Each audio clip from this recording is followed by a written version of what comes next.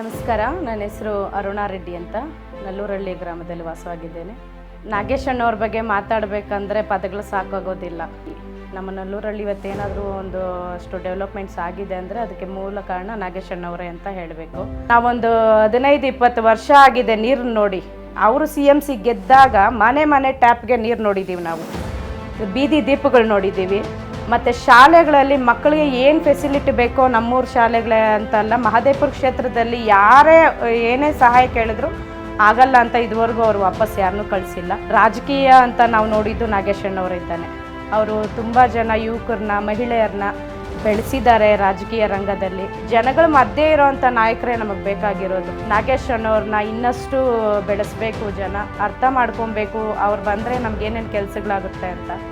ಅವರಂಥವ್ರು ಬಂದರೆ ನಮ್ಮಂಥವ್ರು ಒಂದು 10 ಜನ ರೋಡಲ್ಲಿ ಓಡಾಡೋದಕ್ಕೆ ಶಕ್ತಿ ಬರುತ್ತೆ, ಕೆಲಸಗಳು ಮಾಡ್ಕೊಳೋಕ್ಕೆ ಧೈರ್ಯ ಬರುತ್ತೆ. ಒಂದು ಪೊಲೀಸ್ ಸ್ಟೇಷನ್ ಆಗಲಿ ಯಾವುದೇ ಆಗಲಿ ಇವತ್ತು ನಾವೇ ಹೋಗಿ ಮಾಡಿಕೊಂಡು ಮಾತಾಡ್ಕೊಂಡು ಬರ್ತೀವಂದರೆ ಅದಕ್ಕೆ ಮೂಲ ಕಾರಣ ಅವರೇ. ಬೆನ್ನೆಲುಬಾಗಿ ನಿಂತಿರ್ತಾರೆ ಯಾವಾಗಲೂ ನಮ್ಮ ಹಿಂದೆ. ಏನಾದರೂ ಅಮ್ಮ ನೀವು ಹೋಗಿ ಮಾಡಿ, ನಿಮ್ಮ ಕೈಲಾದಷ್ಟು ಸಹಾಯ ಮಾಡಿ, ನಿಮ್ಗೇನು ಬೇಕೋ ಸಹಾಯ ನಾನು ಮಾಡ್ತೀನಿ ಅಂತ ಹೇಳ್ತಾರೆ.